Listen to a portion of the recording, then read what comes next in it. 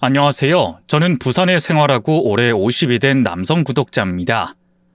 이런 주제를 소개하는 프로는 제가 살던 곳의 TV나 라디오 채널에서도 있었는데 제가 주인공이 되어 사연을 소개하는 날이 올 거라곤 생각도 못했습니다. 더 정확하게 말하면 지난 20년 동안 비극의 주인공이 되어 살아가면서도 이렇게 제 이야기를 하게 될 날이 올 거라곤 생각 못했네요. 그런데 기적적으로 저의 비극과 고민이 해결되며 저에게도 여유가 생겼고 저에게 찾아온 기적을 여러분께 소개할 수 있게 되었어요. 저는 저에게 찾아온 기적이 저의 오랜 기도와 사람들의 선의 덕분이라고 생각합니다. 제 사연을 듣고 난 후에 여러분께서도 그렇게 생각하실 거라고 믿고요. 그러면 어떤 일이 있었길래 이렇게 기적이라 설명하고 기적이 벌어진 데에서 확신이 있는지 지금부터 제 사연을 시작하며 소개해 보겠습니다. 한국인 아버지와 미국인 어머니 사이에서 태어난 저는 미국에서 나고 자란 이중 국적자였지만 아버지의 말씀을 따라 군대에 들어가기로 했습니다. 한국인의 핏줄을 가진 사람으로서 조국에 대한 국방의 의무를 해야 한다 들으며 자랐고 또 저 역시 그러고 싶었죠. 그리고 한국에서 군복무하던 그때 아내를 만나게 됐습니다. 원래는 군대를 전역하면 미국으로 다시 돌아갈 생각이었지만 전역 후에도 아내와 교제를 계속해왔던 저는 미국으로 다시 돌아가지 않고 한국에서의 삶을 이어가게 됐죠. 한국에서 직장을 구하고 자리를 잡고 그리고 아내와 결혼까지 하게 되었어요. 그렇게 뜻밖의 인연을 만나 한국에서의 생활을 시작하게 된 저는 사랑하는 아내와 가정을 꾸리며 행복한 결혼 생활을 이어가게 되었습니다. 그러다 저를 똑 닮은 아들까지 생기게 되었죠. 태어난 아들을 보며 더없이 기뻤지만 그만큼 많은 책임감도 느꼈습니다. 아버지가 되었다는 책임감에 원래 하던 일 외에도 더 많은 일을 하며 성실히 돈을 벌고 누구보다 바쁘게 살아갔어요. 일을 너무 열심히 하다 보니 낮과 밤이 따로 없을 정도로 바빴지만 힘든 와중에도 저는 무척 행복했습니다. 아무리 괴롭고 힘들어도 저에게는 저 자신보다 더 사랑하는 아내와 아들이 있었으니까요. 그렇게 가족을 위해 최선을 다하는 가장이 되겠다며 바쁘게 살던 어느 날, 저는 믿기 힘든 충격적인 사실을 알게 됐습니다. 일하느라 바빠진 제가 집에 있는 시간이 줄어들자 아내가 그 사이 저 몰래 다른 남자를 만나고 있었던 것이었어요. 아내의 외도를 알게 된 저는 충격을 받았고 그런 아내를 도저히 이해할 수 없었죠. 당연히 처음에는 아내에 대한 배신감에 이혼을 먼저 떠올렸습니다. 저런 사람과는 더 이상 살 수 없다는 생각에 다시는 아내를 보고 싶지 않았지만 흥분이 가라앉으면서 다른 생각이 들더군요. 아들 생각이 말이죠. 아직은 한창 부모의 손길이 필요한 어린 아들에게 상처를 주고 싶지 않았습니다. 제가 참고 아내를 용서하면 아들은 문제없는 가정에서 자랄 수 있을 거라는 생각이 들었어요.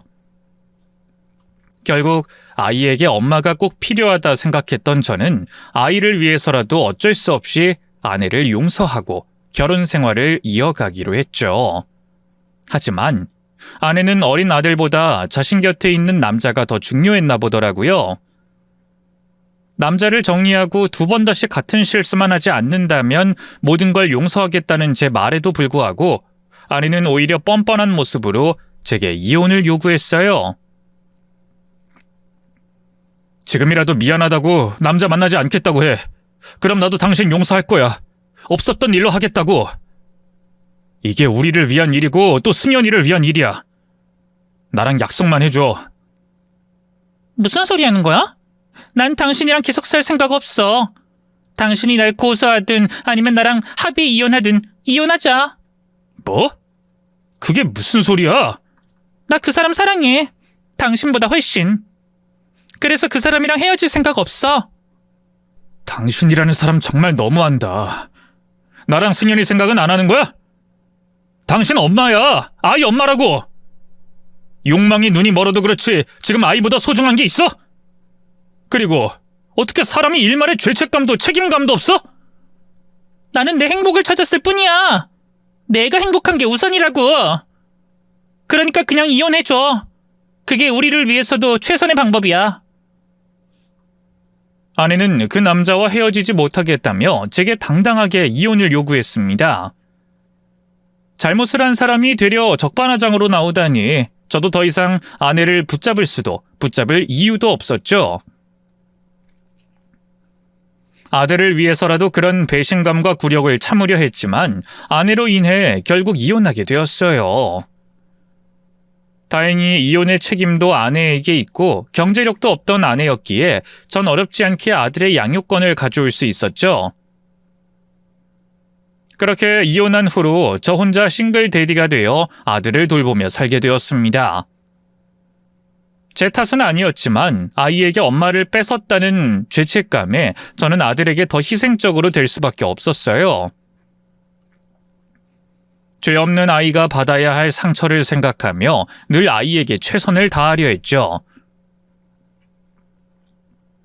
그렇게 저만 더 노력하면 아들과 저도 행복하게 살 수 있을 거라고 생각했는데 어느 날 저는 제가 더 이상 한국에서 생활하기 힘들다는 걸 깨닫게 되었습니다. 오로지 아내 때문에 시작했던 한국살이였기에 전 아내 말고 다른 지인이나 가족이 없었습니다. 아버지 친척분들이 계셨지만 대면대면한 사이이기도 했고 또 먼 곳에서 지내셔 교류가 거의 없다시피 했어요.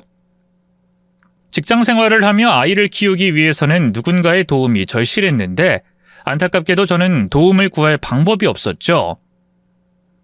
처음에는 아직 어린 아들에게 혼란스러운 상황을 만들지 않기 위해서라도 한국살이를 계속해보려고 했지만 연고도 없는 곳에서 혼자 싱글데디로 살아가는 건 쉽지가 않았습니다. 그래서 고민 끝에 저는 부모님과 제 친구들이 있는 미국으로 돌아가기로 마음먹었죠. 그렇게 다시 집으로 돌아갈 준비를 해야 했던 저는 어쩔 수 없이 한동안 한국과 미국에 왔다 갔다 해야 하는 상황이 되었어요. 하지만 비행기 표값이 한두 푼이 아니었고 주머니 사정이 여의치 않았던 저는 한 번 갔을 때 길게 머물며 제대로 준비해야겠다 생각했죠.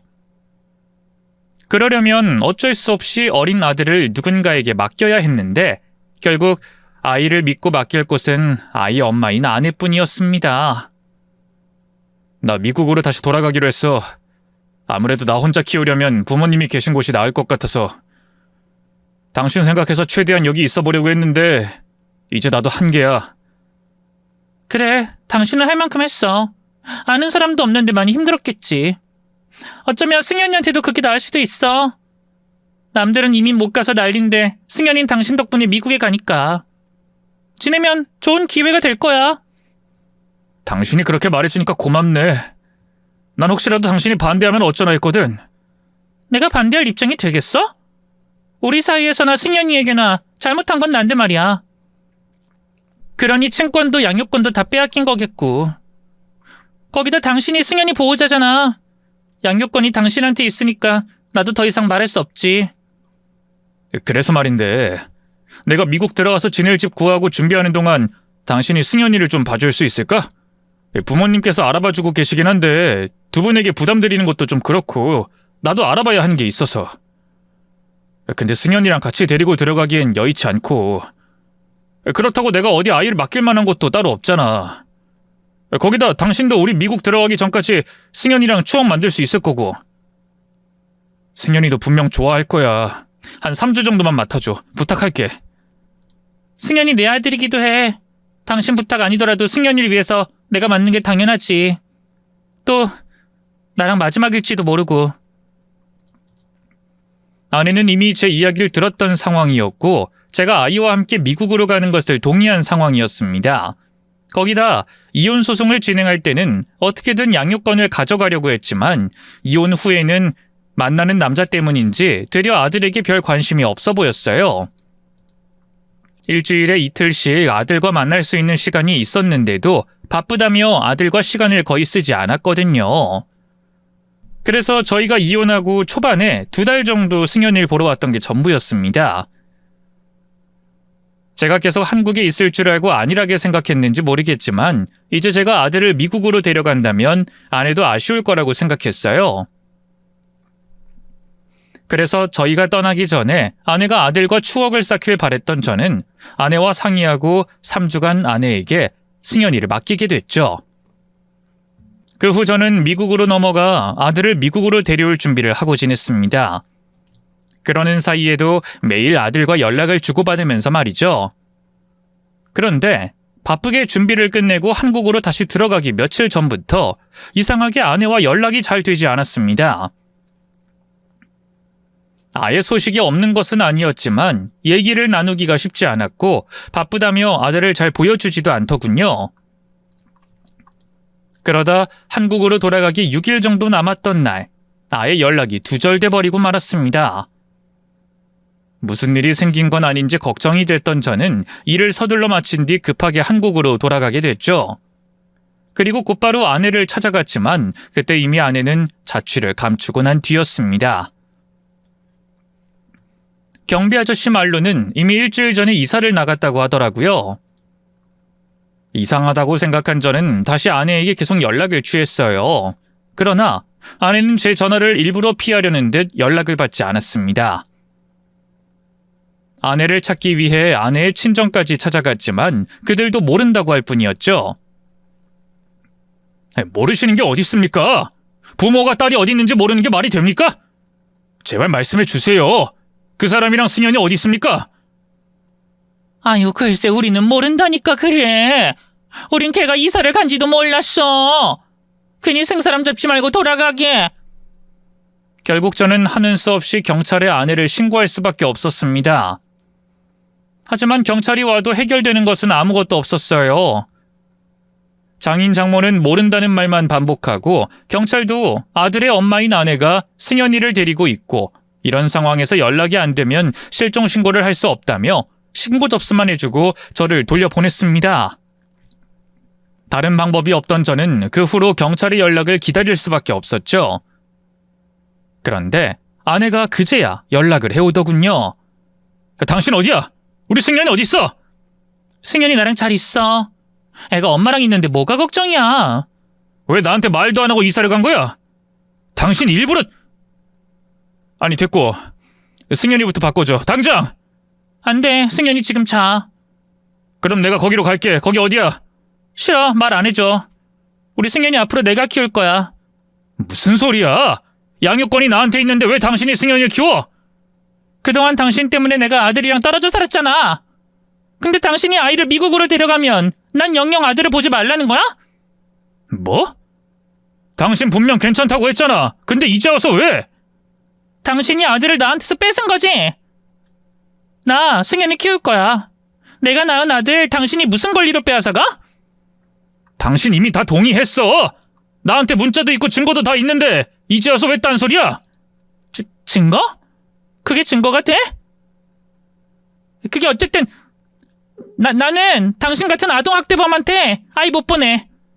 말도 안 되는 소리 하지 마. 내가 무슨 학대야? 도대체 왜 그래? 나한테 원하는 게 뭐야? 됐고 아이 내가 키울 거니까 당신은 양육비만 내놔. 내가 알아서 할 테니까 돈이나 보내라고. 그제야 저는 아내의 본심을 알 수 있었습니다. 이제 와서 말을 받고 아이를 키우겠다던 아내는 제게 양육비를 내놓으라고 했어요. 아내의 목적이 돈이라는 걸 알게 된 저는 아이를 되찾고 싶은 마음에 차라리 돈을 주겠다고 했습니다. 설마 결국 돈 때문이었어? 그럼 차라리 내가 돈 줄게. 내가 가진 거 다 줄 테니까 내 아들 승연이 돌려줘. 제발. 약속해? 거짓말 아니지? 아니야. 그래. 그럼 일단 만나. 만나면 승연이 돌려줄 거야? 일단 만나서 얘기하자니까. 아내는 전화통화로 증거가 남을까 싶었는지 정확한 대답을 피한 채 우선 만나자고 요구했습니다.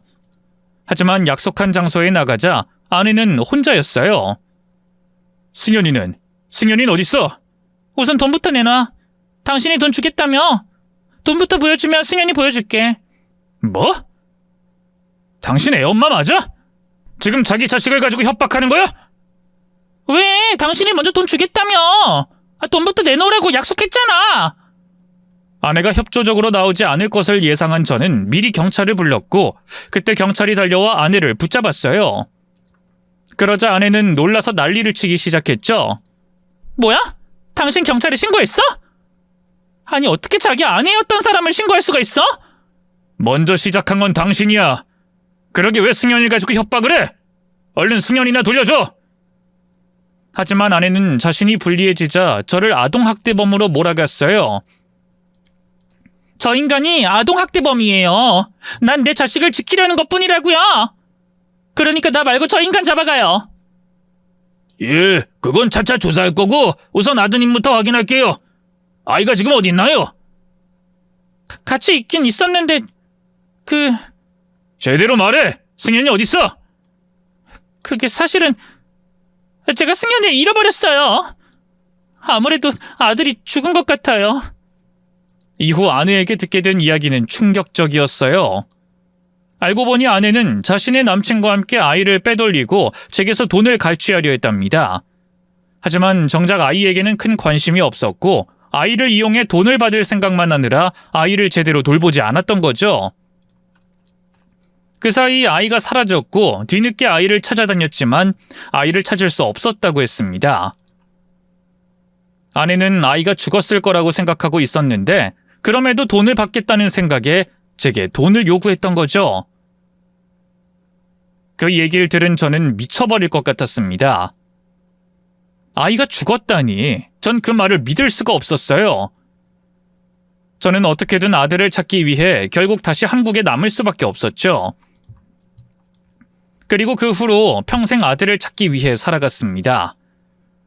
어떻게든 먹고 살아야 했기에 일은 최소한으로 하고 그 외의 시간은 전부 아들을 찾아다니는 데 쓰게 되었어요. 그런데 20년이 넘도록 아들에 대한 그 어떤 단서조차 찾을 수 없었습니다.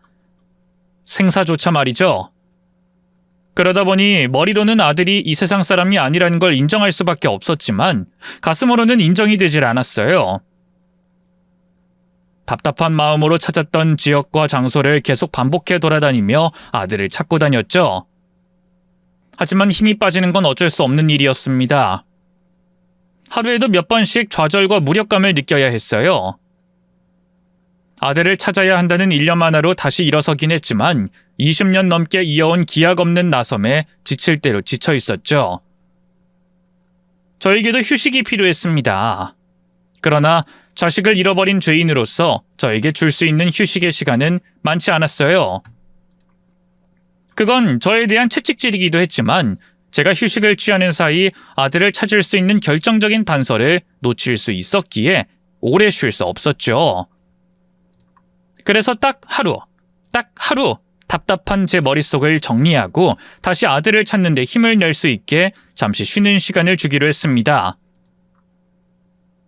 20년 만에 아들을 찾는 걸 멈추고 바다가 있는 곳으로 바다를 향해 떠났죠.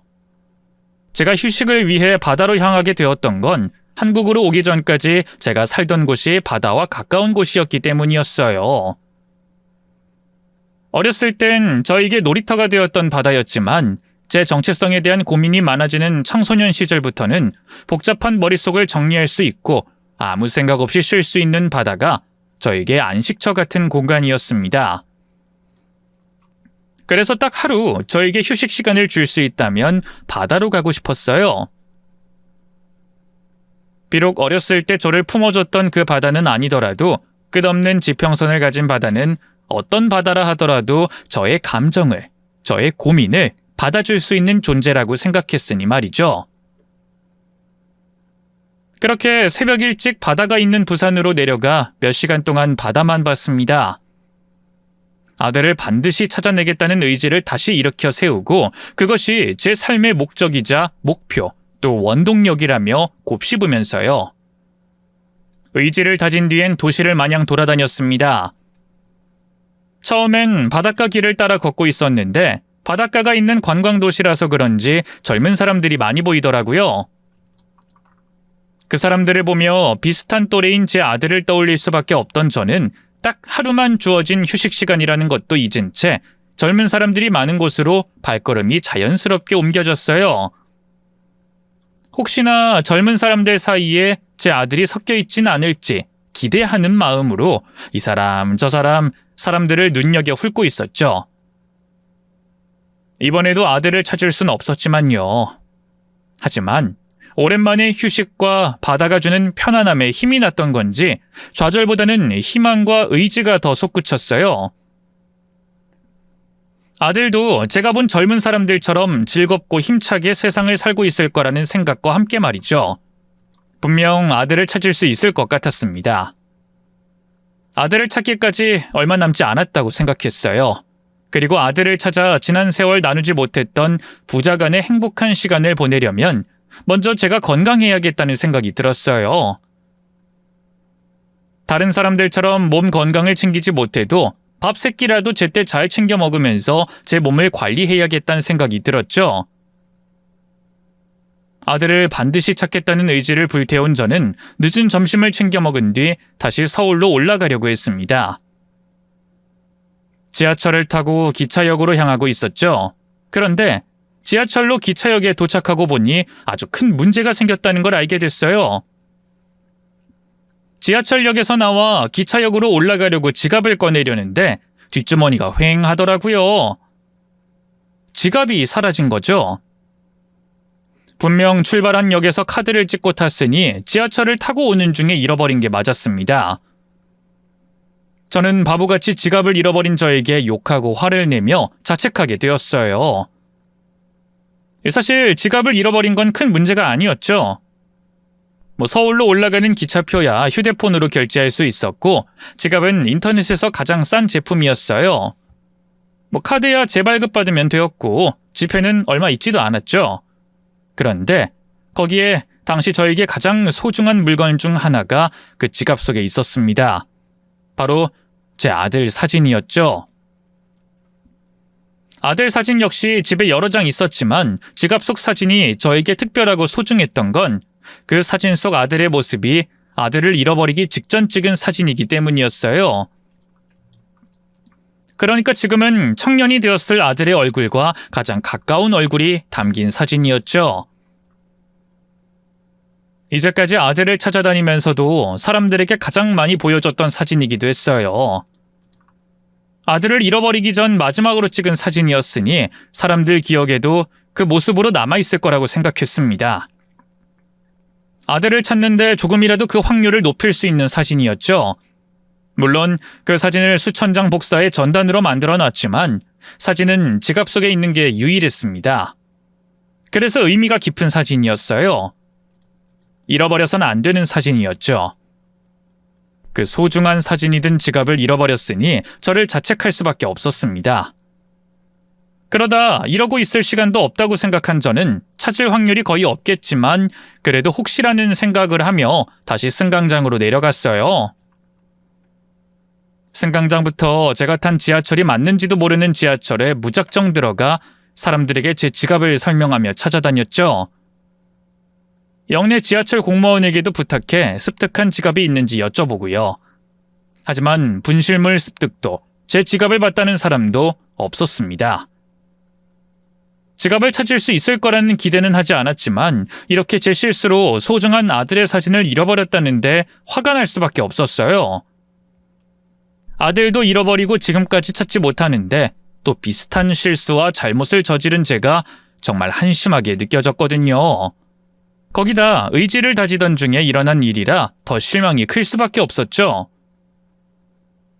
그렇지만 그곳에서 찾을 수도 없는 사진으로 시간을 낭비할 순 없었습니다. 빨리 서울로 올라가 아들을 찾아야 했어요. 저는 정신을 똑바로 차리자는 생각을 하며 역 위로 올라가고 있었죠. 그런데 그때 힘없이 걸어가고 있던 제게 나이가 지긋한 어르신께서 다가와 말씀을 거셨습니다. 말씀 좀 묻겠습니다. 여직원들이 안 보여서 그런데 물건 가져다 주는 곳이 어딥니까? 물건 가져다 주는 곳이요? 남이 잃어버린 물건 가져다 주는 곳이요. 분실물이요? 위에 올라가셔서 지하철 매표소나 안내센터 가시면 될 겁니다. 매표소에 사람이 없어서 말이죠. 안내센터는 어딘지 모르겠고요. 아, 요즘 매표소에 직원분들이 잘 안 계시는구나. 그럼 저랑 같이 안내센터로 가시죠. 제가 안내해 드릴게요. 젊으신 양반 바쁜 시간 빼앗는 것 같아 미안한데 그럼 부탁 좀 드리겠습니다. 저도 나가는 길이고 바쁜 건 또 아닌데요. 근데 혹시 주우신 물건이 뭔지 여쭤봐도 될까요? 다른 의도는 아니고요. 저도 지하철에서 물건을 잃어버려서 방금까지 찾고 있었거든요. 제가 잃어버린 건 지갑인데요. 지갑? 내가 준 것도 지갑인데 혹시 이 지갑이 맞습니까? 네. 그거 제 거 맞습니다. 제 지갑이에요. 거기에 사진 한 장 들어있지 않습니까? 어린 남자아이 사진이요. 맞네. 그래서 내가 주인을 빨리 찾아주려고 한 거예요. 오래된 사진인데 비닐로 덮은 걸 보니 중요한 사진 같아서 말이죠. 이거 다행이네요. 주인이 빨리 나타나서 정말 다행이에요. 정말 감사합니다. 정말 감사드려요. 이 사진 제게 정말 중요한 사진이거든요. 고맙긴요. 잃어버린 물건 찾아주는 게 뭐 고마운 일이라고. 그나저나 내가 주인 양반 찾고서 이거부터 말해야 했는데 여기 이거. 네? 돈을 왜 제게... 죄송합니다. 내가 그 지갑에서 3,000원을 꺼냈어요.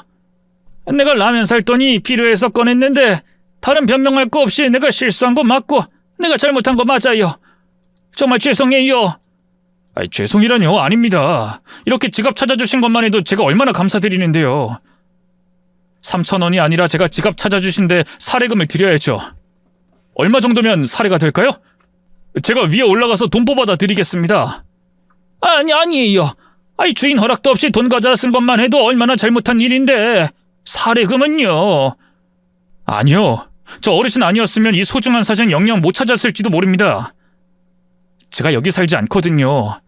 방금도 지갑을 찾다 못 찾아서 포기하고 서울로 올라가려고 한 건데 어르신께서 제게 말씀을 걸어주셔서 제가 이렇게 소중한 사진이 든 지갑을 찾을 수 있었던 거예요. 저 사실 이 사진만 있으면 되고 지갑은 필요 없거든요. 그러니 3,000원 때문에 미안해하지 마시고요. 사례금도 받으세요. 저랑 올라가시죠. 아닙니다. 정말 괜찮아요. 아들 사진이 든 지갑을 찾는 걸 포기하고 돌아서던 그때 제게 말을 걸어주신 어르신께서 제 지갑을 가지고 계시다는 걸 알게 되었습니다. 그리고 어르신께서 제게 건넨 지갑을 보고 소중한 아들 사진을 찾게 되어 안도와 함께 기뻐하고 있었는데 어르신께서 어두운 표정으로 제게 1,000원짜리 3장을 건네셨어요. 제 지갑에 있었던 돈이라고 하시면서 라면을 살 돈이 필요해 꺼냈다고 말씀하셨죠. 그 이야기를 듣고 마음이 좋지 않았어요. 왜냐하면 어르신의 사정이 그리 좋지 않다는 걸 그 대목으로 알 수 있었거든요. 제 지갑 안에는 돈 10,000원짜리도 여러 장 있었습니다. 그런데 굳이 1,000원짜리 3장만 가져가신 걸 보면 그분께서 정말 자신에게 꼭 필요한 돈만을 어쩔 수 없는 상황으로 인해 가져가셨다는 걸 알 수가 있었어요. 그리고 겨우 그 3,000원 때문에 제 앞에서 죄송해하는 어르신을 보며 정말 양심적이시고 바른 분이라는 걸 알게 되었죠. 그런 분께 겨우 돈 3,000원을 가져간 걸로 뭐라 할 수 없었어요. 아니, 제 지갑에 있는 돈을 다 쓰고 그것도 모자라 카드로 다른 걸 결제하셨다고 해도 전 괜찮았습니다. 제 아들 사진을 찾게 된 게 더 감사하고 고마웠으니까요. 그래서 한사코 사례는 필요 없다고 하시는 어르신께 사정사정하고 이끌며 ATM 기기 앞에까지 모시고 갔고 사례금을 뽑아 손에 쥐어드렸어요. 내가 이런 돈 받자고 한 일이 아닌데 내가 이런 돈 받을 자격이 없는 사람이에요. 내 사정도 있다고 하나 다른 사람 지갑에서 돈까지 빼다 쓰려고 했는데 아니에요. 받으실 자격 있으세요. 제가 사정만 더 넉넉하면 더 드렸을 텐데 그러지 못해서 제가 더 죄송하네요. 이 지갑 속 사진 제게 정말 중요한 사진이거든요. 그리고 잠시만 여기 계시겠어요? 잠시만요. 사례금을 어르신 손에 쥐어주다시피 한 저는 머릿속에서 떠오른 생각이 있어 잠시 어딘가로 향했습니다. 그리고 몇 분 안 되어 다시 어르신 앞에 나타났죠. 늦어서 죄송합니다.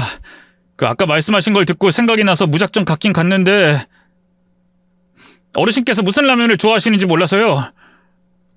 편의점 직원에게 물어보니 나이 드신 분들이 이걸 좋아하신다고 해서 사왔는데 괜찮으세요? 아니 무슨 라면을 한 박스씩이나? 그리고 나 이 돈까지 받았는데. 라면 좋아하시는 것 같아서요. 또 라면은 많아도 쟁여두고 먹을 수 있잖아요. 그런데 제가 너무 생각 없이 행동했네요. 연세에 라면 한 박스 들고 가시는 게 보통 일은 아닐 텐데 제가 여쭤보지도 않고 저 이거 택시비니까 댁까지 편히 타고 가세요. 아니에요. 돈은 무슨. 나 저기 조금만 가면 되니까 괜찮아요.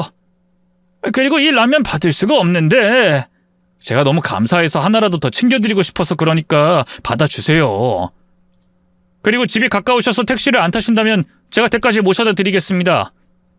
라면 혼자 들고 가시면 힘드시잖아요. 아니에요.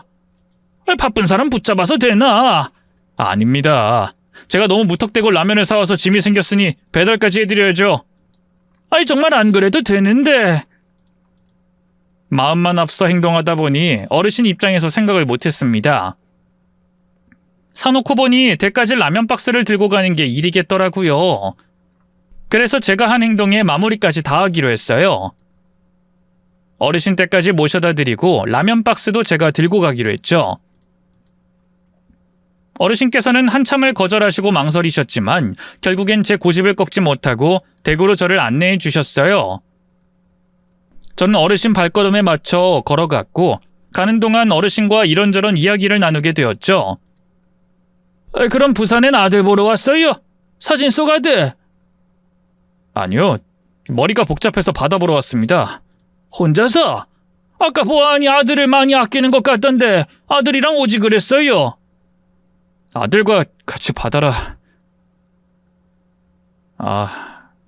바다를 같이 봤으면 어땠을까. 그랬으면 정말 좋았을 텐데. 아이고, 이거 내가 실수한 모양인가 보네. 미안해요. 난 사정이 있는 줄 모르고. 아닙니다. 괜찮습니다. 제가 이 사진 붙들고 있는 걸 보면 다들 한 번은 물어보셔서 아무렇지 않습니다. 저와 아들에게 생긴 일이 1, 2년이면 모르겠는데 벌써 20년도 넘어서요. 그것보다 제가 한 번도 그런 생각을 안 해봐서 생각하느라 반응이 그랬던 것 같아요. 아들과 함께 바다를 보는 상상조차 해본 적이 없어서. 그럼 어땠을까 잠시 생각했거든요. 아이고 어쩌다. 근데 이거 참 우연이네요. 실은 나도 자식 잃은 사람이었거든요. 난 사고로 아들 며느리 또 손자까지 다 잃었어요. 그 일로 집안이 풍비박산이 나서 아내도 병을 얻어 앓다가 먼저 세상을 떠났고. 어떻게 그런 일이... 그러니까요. 세상 참 잔인하다 생각했어요. 내가 무슨 그리 잘못을 했다고 내게 감당하기 힘든 고통을 주시는 건지 원망도 많이 했죠. 세상 등질 생각도 해봤고. 근데 그 순간 기적적으로 내 손자가 돌아오더라고요. 그 손자 덕분에 내가 이제까지 몸을 부지하고 산 거예요. 손주분이 있으신가 봐요? 같이 사세요? 같이 살았는데 20살 넘어선 일한다고 여기저기 돌아다녀요. 돈 많이 벌어서 나 호강시켜준다고 막 노동하는데 그게 짧게 몇 주, 길게는 몇 달 동안 머물다 오는 일이라. 그래도 내 걱정한다고 쉬는 날마다 찾아와요. 전화는 매일 하고. 손자가 나이도 어린데 굉장히 효자네요. 좋으시겠어요. 좋은데 너무 미안하죠. 내가 해준 게 하나도 없어서. 그래서 내가 손주가 벌어오는 돈 한 푼도 안 써요. 조금 전에 내가 젊은 양반 지갑에서 3,000원 가져갔던 것도 그 때문이고. 우리 손주 나중에 대학을 가든 결혼을 하든 보태주려고 돈 들어오면 그 돈 전부 적금으로 넣어버리거든요. 그러셔서 라면 드시는 거예요? 그러시면 안 되시죠. 손자가 어르신 조금이라도 호강시켜드리려고 그러는 건데. 어차피 난 살아봐야 얼마나 더 산다고. 그리고 손주 없었으면 원래 그러고 살았어요. 애들 죽고 정신의 건강까지 놓은 아내 살리겠다고 있는 돈 없는 돈 다 끌어서 써서 남은 돈이 한 푼도 없었거든요. 그런 집에서 우리 손자가 저렇게 잘 커졌으니 그것만으로도 호강이죠. 저는 손자에게 짐 안 되게 살다 가면 그만입니다. 제 상황 때문에 그런지 어르신 말씀이 가슴에 와닿았어요. 저도 어르신 상황이라면 같은 마음이겠다 싶더라고요. 그래서 겨우 라면 한 박스 챙겼던 제가 쫌스럽게 느껴졌습니다. 처음엔 어르신이 겸연쩍지 않게 하려고 말씀하신 라면을 선택한 건데 이럴 거면 사례금을 더 챙겨드리거나 쌀과 반찬거리를 사드려야 했다고 생각했어요. 그래서 댁까지 라면을 옮겨드린 뒤 내려가는 척하다 지나온 마트에서 쌀과 고기를, 반찬 코너에서 반찬 몇 가지를 사고 댁으로 돌아갔죠. 볼 일이 또 있습니까? 이거요. 그 밑에 마트에서 산 건데 식사하실 때 챙겨 드시라고 제가 사왔습니다. 뭐 이런 걸 다... 내가 이런 걸 계속 받을 게 아닌데... 어르신 얘기 들으니 손자가 걱정하는 게 그려져서요. 그러니 잘 챙겨 드세요. 아니 그래도... 이거 참... 그럼 내가 고마워서 그러니 시간만 괜찮으면 들어와서 식사라도 하고 가요. 식사 시간 다 됐는데 내가 아까 그냥 보낸 게 마음에 걸렸거든요. 그리고 이 많은 고기 나 혼자 다 못 먹어요. 먹는 양이 많지가 않아서 몇 날 며칠 더도 남는다니까요. 아니면 커피라도 한잔 하고 가든가. 고기는 덜어서 냉동하시면 오래 드실 수 있으세요. 그러니 고기는 끼니 때마다 드시고요. 저는 커피 한 잔 얻어먹고 가겠습니다. 제게 미안해하시는 어르신은 대접해 주시겠다며 절 안으로 들였습니다. 저는 너무 거절만 하면 어르신께 예의가 아닌 것 같아 큰 신뢰가 안 되는 선에서 대접을 받기로 했죠. 저는 어르신 댁 안으로 들어갔어요. 안에서 들어와서는 자리에 앉아 커피를 타오시는 어르신을 기다렸죠. 그러다 제가 앉아있는 반대편에 있는 액자들이 제 눈에 들어왔어요. 그러다 한 사진에서 멈칫하게 되었습니다. 그리고 그 사진을 제 눈앞 가까이 가져다 뚫어지게 쳐다보다 급히 어르신께 뛰어갔어요. 어르신, 여기 이 사진 속 아이 누굽니까? 혹시 어르신 손자인가요? 내 손자가 맞는데 왜요? 여기 이 아이가요? 그럼 아닌가? 죄송해요. 제가 잠시 착각한 것 같습니다. 이 사진 속 손잡은 몸에 있는 반점을 보고서 말이죠. 반점? 나도 그 반점 처음 봤을 때 많이 놀랐어요. 처음엔 상처인가 했는데 손자 말로는 어렸을 때부터 있었다고 하더라고요. 친손주가 아니다 보니 어렸을 때를 못 봐서 나도 놀랐죠. 네? 잠시만요. 친손자가 아니라고요? 아까 설명하실 땐 손자가 살아 돌아왔다고... 내가 비유적으로 말한 건데 오해했나 봐요. 우리 손자 제 핏줄 아니에요. 이상한 조직에 붙잡혀서 앵벌이하는 우리 손자 제가 데리고 와서 키우게 된 거죠. 네? 손자를 입양하셨단 말씀이세요? 그럼 손자한테 어렸을 적 얘기 못 들으셨습니까? 아까 이상한 조직에서 데리고 오기 전이요. 물어봤는데 손자가 기억을 못해요. 무슨 일 때문인지 모르겠지만 앵벌이 조직에 들어가기 전까지 기억이 아예 없어요. 조금도 말이죠. 그래서 난 어디 고아원에 지내다 그 조직이 데리고 왔다고 생각했는데. 근데 왜요? 저기 어르신 손자 지금 어디 있습니까? 제가 어르신 손자 만나서 확인할 게 있습니다. 주소 좀, 연락처 좀 알려주십시오. 어르신 입에서 친손자가 아니라는 말이 나왔을 때 전 알 수 있었습니다. 어르신 손자가 제 아들 승현이라는 걸 말이죠. 왜냐하면 사진 속 어르신 손자가 제 아들처럼 오른쪽 갈비뼈 부근에 반점이 있었거든요. 같은 위치, 비슷한 크기로 말이에요. 저는 제 호들갑에 무슨 상황인지 영문을 모르겠다는 어르신께 지난 사정을 말씀드렸습니다. 그리고 휴대폰 속 제가 찍어둔 제 아들 사진을 보여줬죠. 어르신의 사진처럼 제 아들의 반점이 보이는 사진을 말입니다. 그러자 어르신께서 급히 손자에게 전화를 걸어 제게 건네주셨어요. 저는 전화 받은 손자에게 전화를 건 이유를 말했죠. 하지만 아들은 갑작스러운 그 상황을 전화통화로 받아들이기엔 쉽지 않았어요. 그걸 아신 어르신께서는 손자에게 당장 집으로 내려오라고 말씀을 하셨죠. 그렇게 저는 드디어 찾았다는 벅찬 감정을 안고 내려올 아들을 기다렸습니다. 이후 3시간 정도 흐른 뒤 어르신 댁 현관을 열고 한 청년이 들어왔어요. 학창시절 제 얼굴을 꼭 빼닮은 얼굴을 한 제 아들이 말이죠. 문을 열고 들어온 청년의 얼굴을 보고 제 아들임을 확신했던 저는 뛰어가 꼭 안았습니다. 제 평생을 걸고 찾아 헤맸던 아들을 드디어 만날 수 있었으니까요. 물론 아들은 그 상황을 아직 이해하지 못했지만 말이죠. 저는 이 상황을 어색해하는 아들을 잡고 제가 지금까지 겪은 일과 아들을 찾고 이곳에 오게 된 이유까지 얘기해줬어요. 그러니까 제가 아들일 수도 있다는 말씀인 거죠? 일 수도가 아니라 내 아들인 게 확실해. 오른쪽 갈비뼈 부근에 있는 반점, 그리고 네 얼굴 보면 알 수 있어. 넌 내 아들이야. 승연아, 정말 다행이다. 난 네가 혹시 잘못된 건 아닐까 싶어서 그동안 너무 힘들었거든. 제발 살아있기만 바랬는데 이렇게 건강하게 컸구나. 네가 이렇게 잘 자랐어. 아, 네. 예, 승연아. 너 네 친아버지 찾게 됐는데 안기뿐이야.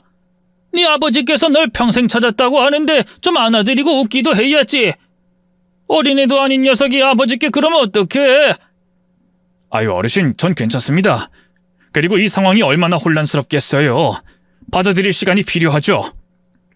아이, 그래도 서운하지 않았다고 하면 거짓말이라고 생각하실 텐데 전 정말 서운하지 않았어요. 아들을 찾은 걸로 충분했죠. 그리고 아들의 굳은 표정도 충분히 이해할 수 있었습니다. 아들과 저의 관계는 시간이 해결해 줄 거라고 생각했죠. 그런데 아들은 제가 생각한 것보다 이 상황을 더 깊게 생각하고 있었습니다. 제가 자신을 찾아온 것을 그리 좋아하지 않았어요. 모두 어르신 덕분입니다.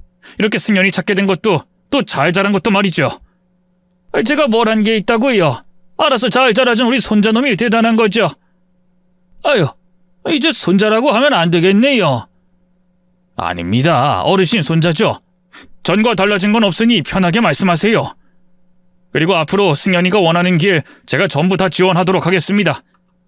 아유, 감사합니다. 그 말씀까지 듣게 되니 제가 지금 죽어도 여한이 없겠네요. 우리 손주 뒷바라지 못해주고 고생시킨 게 제 마음의 짐이었는데 정말 감사합니다. 아니요, 제가 어르신께 감사드리죠. 어르신 아니셨으면... 저기 잠시만요. 저 아저씨 도움 안 받겠습니다. 그렇다고 제가 아저씨 아들이라는 걸 부정하겠다는 건 아니고요. 가끔씩 이렇게 만나고 얘기하면서 지내고 싶어요. 승연아, 이놈아, 너 지금 뭐라고 하는 거야? 네 아버지야, 친아버지. 그것도 널 평생 찾아다닌 분께 뭐 하는 짓이야? 너 하고 싶던 공부도 시켜준다고 하시는데. 그럼 할아버지는요? 제가 아버지 따라 떠나고 공부하면 할아버지 곁에 누가 있는데요? 아저씨께서 하신 말씀 다 이해해요. 어떤 심정인지도 알겠고요. 근데 전 절 키워주신 할아버지 못 떠나요. 지금 봐요. 제가 돈 벌어서 편하게 지내시라고 했는데 집이 이게 뭐예요? 할아버지 제가 보낸 돈 또 안 쓰셨죠? 주말마다 들여다보는 지금도 이런데 제가 떠나면 어떻겠어요? 할아버지 누가 챙기는데요? 제가 아저씨 아들이고 아저씨께서 평생 절 찾아다니셨으니 곁에 두고 싶어 하시는 마음 이해하는데요. 저는 저를 키워주신다고 고생하신 저희 할아버지 곁은 못 떠나요. 그러니 오늘처럼 가끔 봬요. 야, 이놈아! 내가 언제 곁에 있어달라고 했어? 내가 항상 뭐라고 했냐? 너는 잘 돼야 한다고 했지? 거기서 네 친아버지를 뵀는데 어디 그런 소리를 해? 너 너희 아버지 준비되시는 대로 곧장 올라갈 준비해. 알겠어? 싫어요. 제가 할아버지 끝까지 챙길 거예요. 저 키우느라 허리 굽은 할아버지 제가 호강시켜 드릴 거라고요. 제가! 이제까지 이런 재회는 감동 영화로만 접하고 또 만나게 된 순간만 전해 들어서 그런지 이런 현실적인 상황이 펼쳐질 거라고는 생각도 못하고 있었어요. 당황스러웠죠? 또 솔직히 서운하기까지 했습니다. 그런데 아들이 어르신께 하는 이야기를 듣고 있으니 서운할 게 아니더군요. 기뻐하고 자랑스러워할 일이었습니다. 이놈이 호강은 네 아버지께 해드려야지. 너 아버지 앞에서 지금... 어르신, 그만하시죠. 승연이 생각이 맞습니다. 네? 제가 너무 제 생각만 하고 일방적으로 승연이를 대했던 것 같네요. 그동안 세월이 있는데 말이죠. 지금까지 승연이 곁에서 키워주시고 보살펴주신 분은 어르신이세요. 어쩔 수 없었다곤 하나 그동안 떨어져서 지낸 저보다 어르신께서 승연이에게 진정한 아버지이자 어머니셨습니다. 근데 제가 갑자기 나타나서 제 욕심에 저와 함께 시간을 보내자고 하는 건 이기적인 거죠. 어르신께도 못할 짓이고요. 그래서 제 생각에도 승연이가 어르신 곁에서 지내는 게 맞는 것 같아요. 평생을 찾아 헤매다 만난 건데 저놈이 저러면 안 되죠. 저희가 오늘 이후 안 보고 지낼 것도 아닌데요. 그것보다 어르신께 또 감사하다는 인사 드려야 할 것 같습니다. 승연이 정말 잘 자랐네요. 이 세상에서 뭐가 중요한지 저보다 더 잘 아는 것 같고 또 그런 생각을 가지고 있더라도 선택하는 게 쉬운 일은 아닌데 그만큼의 용기도 있는 것 같고요. 승연이와 여러 말 나누지 않아도 얼마나 바른 아이인지 알 것 같습니다. 그만큼 어르신께서 노력해 주시고 사랑해 주신 것도 알겠고요.